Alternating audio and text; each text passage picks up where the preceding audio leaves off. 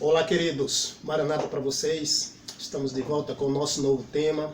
O nosso tema já se encontra aqui na tela, o santuário e o juízo. Esse é mais um vídeo da nossa série O Juízo. E você pode me perguntar o que tem a ver com o santuário com o juízo. Eu quero te dizer que tem tudo a ver e você vai poder entender isso dentro desse vídeo, tá bom? Eu quero convidar você agora a fazer uma oração comigo. Feche os seus olhos, vamos falar com Deus. Amado Deus e nosso Pai, a Ti nossa gratidão e o nosso louvor. Senhor, perdoe os nossos pecados. E quem assistir esse vídeo possa ser tocado pelo Espírito Santo para compreender o momento solene em que estamos vivendo e se preparar para a breve volta de Jesus. Nós te oramos e agradecemos em nome de Jesus. Amém. Muito bem, eu quero convidar você que ainda não se inscreveu no nosso canal, para se inscrever no nosso canal, para ativar o sininho para receber as notificações, dar o seu ok, o seu beleza e compartilhar esse vídeo com outras pessoas para que ela possa ter o mesmo conhecimento que você vai ter depois que você assistir esse vídeo, tá bom? Muito bem, olha só, o santuário e o juízo. O nosso verso para memorizar se encontra no livro de Êxodo, capítulo 25, versículo 8 e o verso 40. Eu quero que você pegue a sua Bíblia, a minha já está aqui, tá? Só que eu vou citar esses dois versículos de cor, mas você tem que acompanhar na sua Bíblia. Todos os textos que eu citar no vídeo é necessário que você confirme na Bíblia, tá bom? Muito bem. Então vamos lá, Êxodo, capítulo 25, versículo 8 e o verso 40. Vamos ler? Bom, o versículo 8 está escrito assim: E me farão um santuário para que eu possa habitar no meio dele. O versículo 40 está escrito: Vê, pois, que faça tudo de acordo com o modelo que te foi mostrado no monte. Muito bem, preste atenção agora à nossa introdução, porque é uma introdução muito importante, tá bom? Em Êxodo capítulo 12, os versos 1 e 2, Deus conversa com Moisés e explica para ele que aquele mês é o primeiro mês do ano. Os filhos de Israel ainda estavam ali na terra do Egito. E Deus disse que no dia 14 daquele primeiro mês seria o dia então de se comemorar a Páscoa. Ok. Israel então comemora a Páscoa no dia 14 do primeiro mês. E de acordo com o livro de Números, capítulo 33 e o versículo 3, leia lá. Lá vai confirmar que Israel saiu da terra do Egito no dia 15 do primeiro mês, tá? Qual a importância disso? É muito importante porque quando você lê Êxodo capítulo 19, e eu peço que você leia, a partir do versículo 1 em diante, você vai perceber que no terceiro mês, no primeiro dia desse mês, Israel se acampa ao pé do Monte Sinai. Então eu tenho aqui essa imagem está mostrando o Monte Sinai, uma figura do Monte Sinai, e as tendas de Israel acampada aqui. É nesse momento aí, no terceiro mês, que Moisés vai subir ao Monte Sinai para conversar com Deus. E Deus vai dar várias orientações a Moisés. É bom que você leia todo o capítulo 19 de Êxodo, porque você vai descobrir que Moisés não sobe ao Monte Sinai apenas uma vez. Ele sobe várias vezes, tá bom? Então isso é muito importante. Dentro desse contexto, Deus vai conversar com Moisés e vai dizer: E me fará um santuário para que eu possa habitar no meio deles. E Deus então vai mostrar ali um modelo para Moisés e vai dizer: Vê, pois, que tudo faça de acordo com o modelo que te foi mostrado no monte. Isso está no verso 40 de Êxodo capítulo 25. Eu tenho aqui essa imagem então, quando Deus mandou Moisés fazer o santuário. Aqui eu tenho uma imagem então do santuário. Esse santuário era um santuário móvel, que se montava e desmontava. Quando Israel estava acampado, o santuário ficava ali montado e eles ficavam acampados ao redor do santuário. E quando Israel tinha que se mudar, viajar para outro local, o santuário era desmontado. Aqui você está vendo o sistema de sacrifício de cordeiros, tá bom? Muito bem. O santuário e o juízo. Então vamos avançar no tempo, porque eu quero lhe ensinar o que tem a ver essa questão do santuário com o juízo. Então, comigo aqui na tela, preste atenção. Lê comigo o que está escrito aqui. Depois do acúmulo dos pecados, durante o ano, o que se fazia no dia da expiação? A primeira coisa que eu quero que você entenda é sobre o dia da expiação. Para você entender sobre o dia da expiação, eu recomendo que você leia Levíticos capítulo 16, a partir do 1 ao 34. Eu não vou ler esse capítulo aqui, porque é um capítulo muito extenso, vai tomar todo o tempo do nosso vídeo, tá bom? Então você faz isso em casa. Leia com bastante atenção, porque lá vai te explicar tudo o que você precisa saber sobre o dia da expiação. Eu também recomendo que você leia Levíticos capítulo 23, versos 26 a 32. Lá vai explicar também sobre o dia da expiação e vai deixar bem claro que esse dia ocorria no dia 10 do 7º mês, tá bom? Então é importante você entender isso. Mas o que é o dia da expiação? Bom, o dia da expiação, amigo, é a festa da expiação, tá bom? O dia do Yom Kippur, o dia do perdão, considerado também como um dia de juízo. Eu vou fazer uma explicação para você sobre as festas de Israel, aí você vai entender melhor sobre a questão do dia da expiação, tá bom? Então preste atenção comigo aqui agora. Te falei que Moisés saiu da terra do Egito com os hebreus, com os israelitas, tá bom? E acamparam ao pé do Monte Sinai. Eu te falei que eles saíram no dia 15, tá? Números 33, 3. No dia 14 eles comemoraram a Páscoa e no dia 15 então eles viajam. Então Êxodo capítulo 19, como eu já lhe falei, é o momento então que no 3º mês eles se acampam ali ao pé do Monte Sinai. Muito bem. Então a primeira festa é a festa da Páscoa. Ela acontece no dia 14. A segunda festa é a festa dos pães asmos, que acontece no dia 15, tá bom? Israel já comeu o pão asmo, o pão sem fermento, desde ali daquele momento que eles saíram da terra do Egito, tá bom? Então temos aí duas festas, Páscoa, pães asmo. A terceira festa é a festa das primícias, tá bom? A festa das primícias acontece no dia 16. Preste atenção que eu vou lhe explicar agora o sentido escatológico das festas. Essas 3 primeiras festas, Páscoa, pães asmo e primícia, teve o seu cumprimento escatológico e profético na vida de Jesus. Jesus, ele morreu no dia 14 do 1º mês. Ele é o Cordeiro Pascal. Então ele morreu cumprindo a festa da Páscoa no dia 14 do 1º mês, e você já sabe que esse dia caiu numa sexta-feira. No dia 15, Jesus passou descansando na tumba do plano da redenção, cumprindo a segunda festa, a festa dos pães asmos. Pois ele é o pão sem fermento. Fermento é símbolo do pecado, e como Jesus não pecou, tá bom? Então ele cumpriu também a festa dos pães asmos.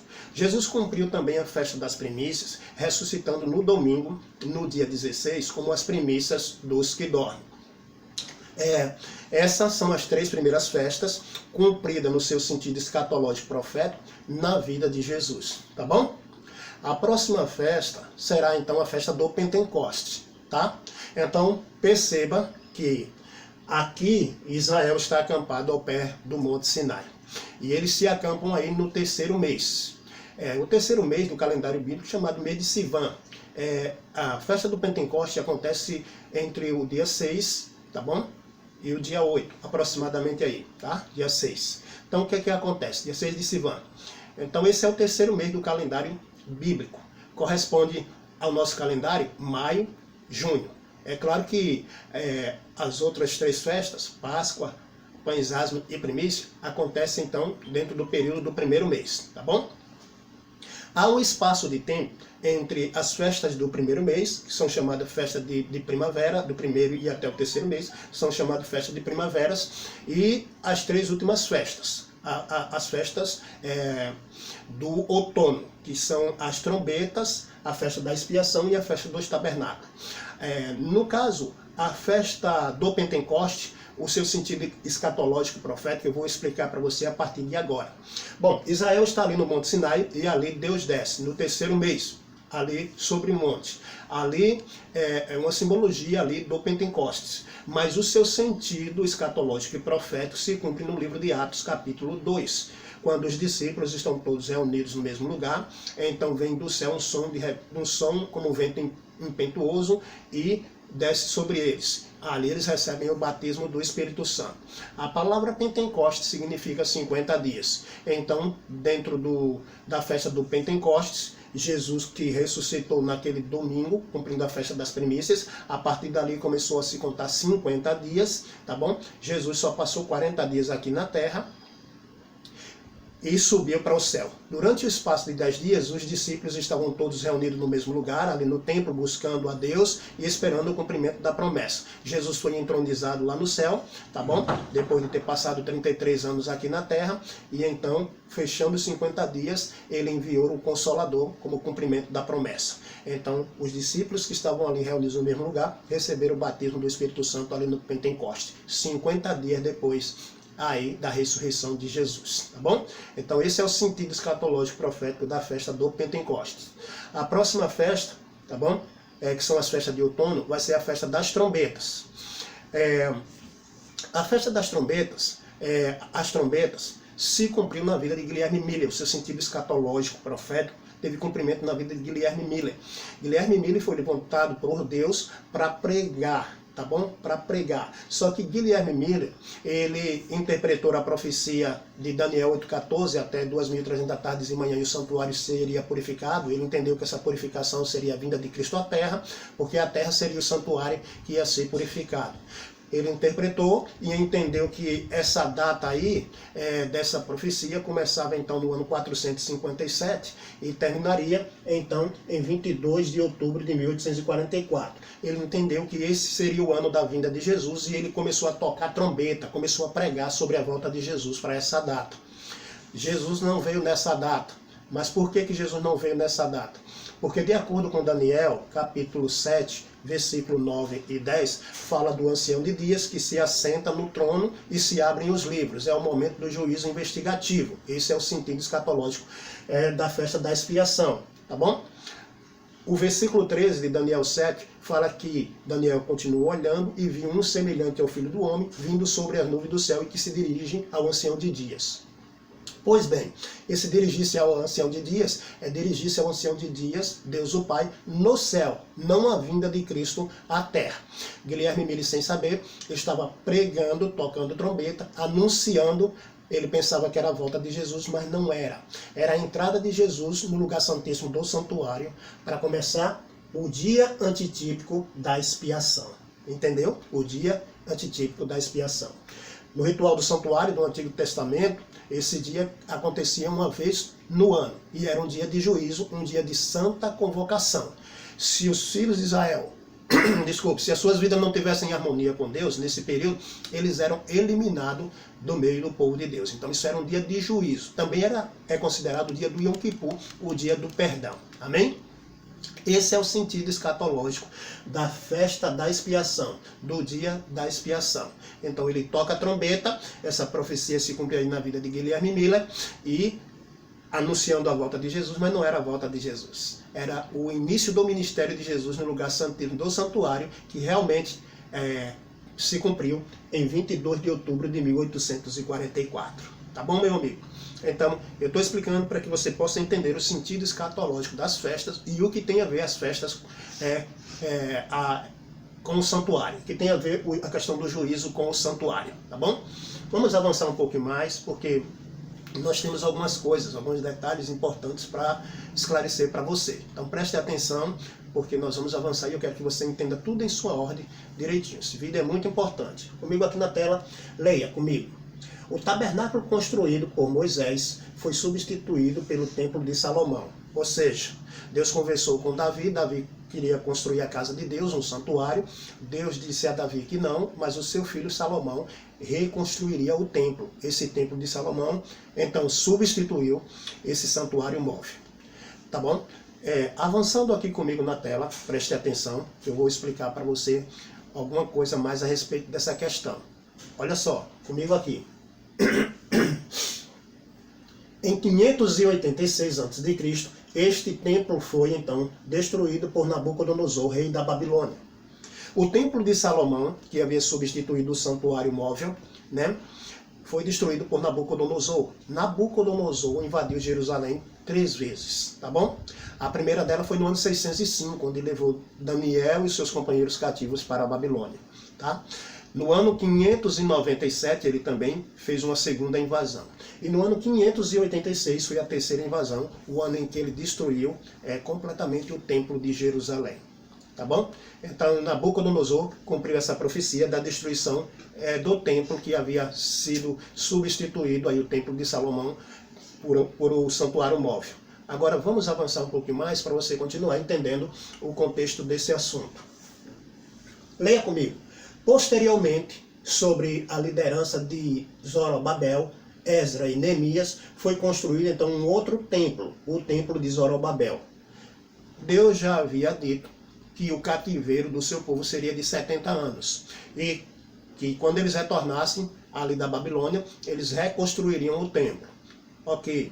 Ciro, então, foi o libertador que decretou o retorno do grupo dos primeiros judeus para Jerusalém, para a reconstrução do templo.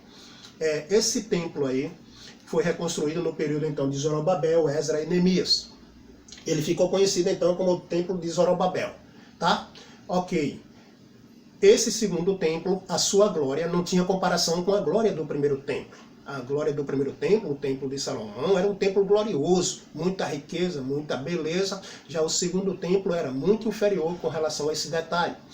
Então, os israelitas até choraram na comemoração desse santuário, porque ele não tinha a beleza que tinha o anterior. Mas Deus já tinha usado o seu profeta para dizer que a glória do segundo templo seria muito maior do que a glória do primeiro templo. Por quê?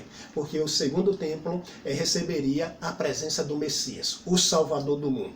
Ainda que Jesus estivesse com a sua divindade oculta, ele não deixou de ser Deus. Então ele estava ali em pessoa, o Emanuel, o Deus conosco, inaugurando aí, andando pelas ruas de Jerusalém, lá no templo. Então a glória do segundo templo se tornou uma glória mais numerosa, mais bela, mais poderosa do que a glória do primeiro templo, porque o nosso Salvador esteve lá e andou por lá. Amém? Muito bem. Olha só, comigo aqui na tela, vamos avançar um pouquinho mais, porque a gente precisa entender mais alguns detalhes com relação a esse assunto, tá bom? Olha só, lê comigo aqui. Este segundo templo foi substituído na época do nascimento de Jesus pelo templo de Herodes. Bom, Herodes fez várias reformas no templo conhecido como templo de Zorobabel. E uma vez que ele fez essas reformas, o templo passou a ser chamado Templo de Herodes. A respeito desse templo, o profeta Daniel já havia dito que um povo de um príncipe que haveria de vir destruiria a cidade e o santuário. Isso está em Daniel capítulo 9, tá bom? A partir dos versos 26 em diante. O próprio Jesus, quando esteve aqui na terra, em Mateus 24, verso 1 e 2, ele ia saindo do templo com os discípulos, quando os discípulos chamaram a atenção de Jesus. Chamaram a atenção de Jesus para o templo. A beleza, a formosura do templo, né, reformado ali por Herodes. Jesus disse que não ficaria pedra sobre pedra que não fosse derrubada. Entendeu? Então, o profeta Daniel profetizou que um povo de um príncipe destruiria a cidade e o santuário, e o nosso Salvador confirmou que isso realmente iria acontecer. E a profecia teve o seu cumprimento literal aqui nessa data. Em 70 DC, 70 depois de Cristo, tá bom? O templo de Herodes foi então destruído por Tito, general romano. Ok, muito bem. Agora você está entendendo toda a história, tá bom? Aí dentro desse contexto do templo. Vamos avançar um pouquinho mais, tá bom? Porque agora nós temos uma pergunta muito interessante para ser feita. E a pergunta muito interessante a ser feita é essa aqui. Quando o santuário terrestre deixou de ter real significado? Quando foi que o santuário terrestre deixou de ter seu real significado? Né? Nós vamos entender agora quando foi que isso aconteceu. Então preste atenção comigo aqui na tela. Eu quero convidar você a pegar a sua Bíblia e abrir em Mateus capítulo 27, versos 50 a 51, e nós vamos dar essa resposta. O texto bíblico já está aqui, eu quero que você leia comigo. Diz assim: E Jesus, clamando outra vez com grande voz, entregou o Espírito, e eis que o véu do santuário se rasgou em duas partes, de alto a baixo. A partir desse momento, amigo, o santuário terrestre, os sacrifícios, os sistemas cerimoniais que ali se realizava perdeu o seu sentido, o seu valor. Por quê? Porque Jesus é a realidade daquela sombra. Jesus é o Cordeiro de Deus que tira o pecado do mundo. E aqui estava se cumprindo na morte de Jesus a morte do verdadeiro Cordeiro. No sentido escatológico, profético, a festa da Páscoa se cumpria aqui na pessoa de Jesus, no ano 31 da nossa era. Cristo morre no dia 14, então, do primeiro mês, tá bom? A partir daqui da morte de Jesus, o véu do santuário se rasga. A história do pecado começou com o pecado de Adão e Eva lá no Jardim do Éden, quando eles pecaram, e eu já te expliquei que eles pecaram com 30 anos, no dia 14 do primeiro mês. Eu também já te expliquei em vídeos meus anteriores, que naquele mesmo dia, pela viração do dia, o Senhor foi conversar com eles e abriu para eles o plano da redenção. E mostrou para eles que eles tinham que matar o cordeiro. Gênesis 3 é o capítulo que trata da queda do homem. O versículo 15 tem a promessa do Redentor do mundo, daquele que esmagaria a cabeça da serpente, e o verso 21 é dito que Deus fez vestimenta para Adão e Eva de peles de cordeiro. Então significa que Adão e Eva mataram o cordeiro ali, tá bom? Aceitaram o sistema de sacrifício de cordeiro. Esse sistema começou ali. É claro que foi pervertido com o passar dos anos. E é por isso que Deus então dá ali a Moisés quando pede para que ele faça o santuário. Mas, amigo, a partir dali, do momento que Adão e Eva pecou, começa a se contar 6.000 anos da história do pecado, sendo que 4.000 anos de história de pecado e de morte de cordeiros tem o seu cumprimento aqui na morte de Jesus, quando Cristo, a realidade daquela sombra, morre ali na cruz, pelos pecados do mundo. Então, o sistema de sacrifício ali perde o seu sentido. O santuário, com seu sistema ali, perde o seu significado. Tá bom? Dali para frente. Mas como os israelitas, a maioria deles não aceitaram o Messias como Salvador, eles vão continuar com o sistema de sacrifício, de ofertas. E então, Deus, sabendo disso, permitiu que Tito, general romano, no ano 70, fosse e destruísse o templo. E uma vez que Tito fez isso, no ano 70 da nossa era, acabou-se completamente o sistema de sacrifício ali. Mas, na verdade, já tinha perdido o seu valor, o seu significado, muito antes.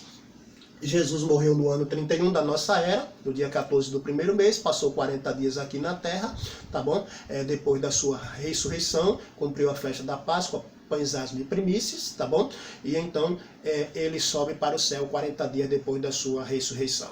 50 dias se fecha com a descida do Espírito Santo, fechando aí os 10 dias da ascensão de Cristo lá no céu, com os 40 que ele passou aqui na terra, 50, então se cumpre a festa do Pentecostes no sentido escatológico e profético. Comigo aqui na tela, porque eu quero que você entenda a partir daí agora, né? Eu tenho mais um outro detalhe, mais uma outra pergunta para você, e vamos respondê-la também dentro desse tema. Olha só. Após a sua ascensão, em que lugar especial Jesus Cristo entrou? Né? Após a sua ascensão, em que lugar especial Jesus Cristo entrou? Já expliquei para você que Cristo ascendeu ao céu no ano 31 da nossa era, 40 dias depois da sua ressurreição. Tá bom? Já foi explicado isso. Então, nesse período aí, nesse momento, Jesus Cristo então começa a atuar lá no céu. Ele se assenta à direita do Pai. E é lá que ele está. E eu quero ler com você essa passagem bíblica. Hebreus capítulo 8, verso 1 e 2. Vamos ler? Leia comigo. O essencial é que possuímos tal sumo sacerdote que se assentou à destra da majestade nos céus, como ministro do santuário e do verdadeiro tabernáculo, que o Senhor erigiu, e não o homem. Amém? Amigo, Cristo está atuando lá no céu, no santuário celestial. O santuário terrestre perdeu o seu significado ali com a morte de Jesus. O sistema de sacrifício, de cerimônias, as sombras, terminam ali com a morte de Jesus. Entendeu? Então agora o santuário que entra em vigor, que está valendo, é o santuário celestial. E é lá que Cristo está atuando hoje. Amém? É lá que Cristo está hoje, no lugar santíssimo desse santuário, atuando hoje. Eu quero ler essa passagem aqui com você, para que você possa entender. Aqui, ó, comigo, Daniel 8,14. E ele me diz, até 2.300 tardes e manhã, e o santuário será purificado. Essa foi a profecia interpretada por Miller, e acreditando então que a terra seria o santuário e que Cristo voltaria à terra para purificá-la em 22 de outubro de 1844. Mas a interpretação com relação à data estava correta, mas ao evento estava errado, porque não era a vinda de Cristo à terra, mas a vinda de Cristo até o ancião de dia no céu, lá no lugar santíssimo do santuário. Entendeu agora? A partir daí, dessa data, 22 de outubro de 1844, se dá início ao dia antitípico da expiação. No ritual do santuário do Antigo Testamento, o santuário era purificado uma vez no ano. Uma vez no ano, então, era o dia da expiação. E essa purificação do santuário acontecia de dentro para fora, tá bom? Isso lá no ritual do santuário do Antigo Testamento. Agora, essa profecia aponta que haveria uma purificação do santuário, não o santuário terrestre, mas o santuário celestial. 2.300 tardes e manhã. Um dia profético equivale a um ano, 2.300 anos. Início dessa profecia, 457 a.C. Avançando no tempo, esses 457 a.C., 2.300 anos, vamos chegar a 1844. 22 de outubro de 1844. Você vai contar até 1843, porém, como é dentro do calendário decrescente, o zero passa a valer como 1 e avança para 1844. Entendeu, amigo? Então, é nessa data que Cristo então entra para o lugar santíssimo do santuário para dar início ao seu ministério, juízo de investigação. Lá, nessa data, começou o dia antitípico da expiação. Nós estamos vivendo desde 1844 esses eventos. O dia de juízo, o juízo pré-advento, tá bom? O Yom Kippur, o dia do perdão. Perdão para aqueles que estiverem vivendo de acordo com a palavra de Deus, ok? Amigo, esse juízo começou pelos justos mortos e vai entrar pelos justos vivos. Eu já expliquei para você que o juízo dos justos vivos ainda não começou. Vai começar agora com a saída da lei dominical, Apocalipse capítulo 13, versículos 12 a 18. Vai tratar aí da lei dominical, a nova ordem mundial, um só dia mundial de culto para todas as religiões, e esse dia envolve aí o domingo, a lei dominical, tá bom? Então, amigo, o sentido escatológico profético do dia da expiação se cumpre aqui nessa data, 22 de outubro de 1844, é o dia 10 do 7º mês, tá bom? Vamos avançar comigo agora, que eu quero ler com você agora um texto da escritora americana, tá bom? E esse texto é um texto muito esclarecedor, então preste atenção, porque nós vamos estar lendo agora o livro dela, chamado Grande Conflito, a página 433, o capítulo é o 25, o título desse capítulo é A Imutável Lei de Deus. O comentário da escritora americana vai estar em cima de Apocalipse capítulo 11 e o versículo 19. Você sabe o que é que está escrito lá? Não? Então pegue a sua Bíblia e abra lá em Apocalipse capítulo 11, verso 19. Vamos ler? Está escrito assim: abriu-se então o santuário de Deus que se acha no céu e foi vista a Arca da Aliança no seu santuário. Olha o comentário da escritora americana em cima desse assunto. A Arca do Concerto de Deus está no Santo dos Santos, ou no lugar santíssimo, que é o segundo compartimento do santuário. No ministério do tabernáculo terrestre, que servia como exemplar e sombra das coisas celestiais, este compartimento se abria somente no grande dia da expiação, para a purificação do santuário. Portanto, o anúncio de que o templo de Deus abrira no céu e que fora vista a arca do seu concerto, indica a abertura do lugar santíssimo do santuário celestial em 1844. Entendeu? Olha só, ao entrar Cristo ali para efetuar a obra finalizadora da expiação. Então a escritora americana está colocando aí o abrir-se do santuário de Deus que se acha lá no céu, em Apocalipse capítulo 11, verso 19, nessa data aqui. 22 de outubro de 1844, mais especificamente. Amigo, isso é muito importante. Por que isso é muito importante? Porque agora eu quero chamar a sua atenção, você que prega que as 7 trombetas, elas começam aí junto com as pragas, após o fechamento da porta da graça. Esse texto aqui da escritora americana, ela deixa claro que não. Por que não? Porque a 7ª trombeta, ela é tocada em Apocalipse capítulo 11, verso 15. E é dentro desse contexto aí que ela vai aplicar o verso de Apocalipse 11, o verso 19. Onde diz que abriu-se o santuário de Deus que se acha no céu e foi vista a Arca da Aliança. Significa que é o momento em que Cristo começa o seu ministério no lugar santíssimo do santuário, e o lugar santíssimo então está aberto. E agora a gente começa a enxergar, a ver o quê? A ver a Arca da Aliança. Dentro da Arca da Aliança contém a lei de Deus, os 10 mandamentos, tá bom? Ela está aplicando, então, essa abertura do santuário celestial aqui a esta data, a 22 de outubro de 1844. Isso significa que, a partir daí, se toca a 7ª trombeta. Eu peço que você leia Apocalipse 11, os textos que tratam, os versos que tratam da 6ª trombeta, e você vai perceber que dentro da 6ª trombeta já vai se falar sobre os 1260 dias proféticos, que são 1260 anos, que se estende de 538 a 1798. Você que é adventista do 7º dia, você sabe muito bem disso. Então leia lá a 6ª trombeta, tá bom? E é claro que depois da 6ª trombeta vem a 7ª. Então a 6ª trombeta, ela avança no tempo, tá bom? Aí os 1260 anos que termina em 1798, e ela vai um pouquinho mais até 1840, tá bom?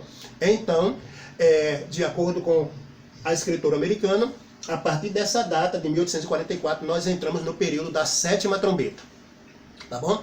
Onde o 7º anjo toca a trombeta, tá bom? O santuário do céu vai se abrir, e não só apenas isso, vai começar o juízo investigativo. Por lá, na 7ª trombeta, é dito que começa então o momento de serem julgados os mortos, e chega-se o momento para se dar o galardão aos seus servos, os profetas. Então, amigo, esse contexto aí está dentro da 7ª trombeta, e a 7ª trombeta tem então seu início a partir de 1844.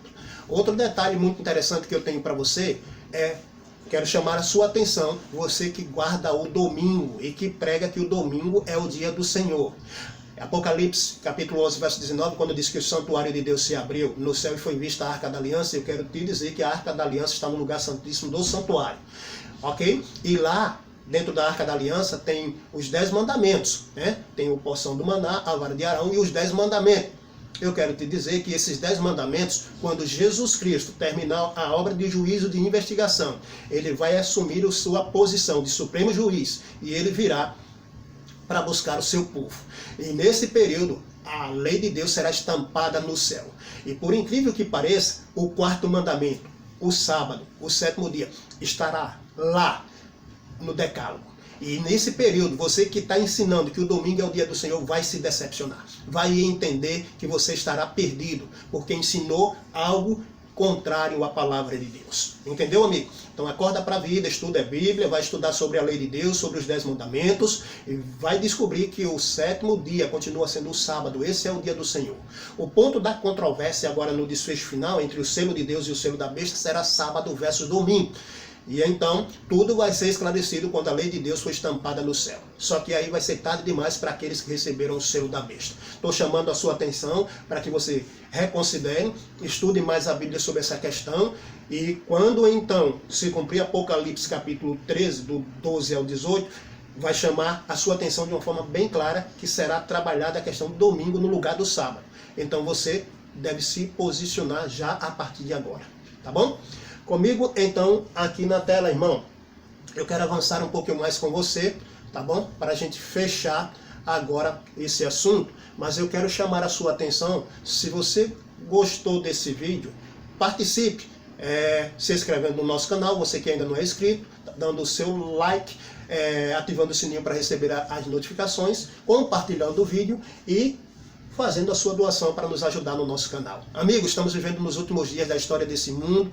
Jesus está prestes a voltar, tá bom? O juízo investigativo, o juízo pré-advento começou lá em 22 de outubro de 1844, é o dia antitípico da expiação, e nós estamos vivendo essa fase, esse momento, tá bom? Ele termina um ano antes de Jesus voltar, de acordo com Apocalipse 18:8. Porque aí vai começar as pragas, quando Jesus sai do lugar santíssimo, se levanta, como está em Daniel 12:1, Miguel se levanta. Então acorda para a vida, vamos nos preparar, porque a vinda de Jesus está às portas. Maranata, que Deus te abençoe, amigo, e até a próxima. Aguarde o nosso próximo vídeo sobre o santuário.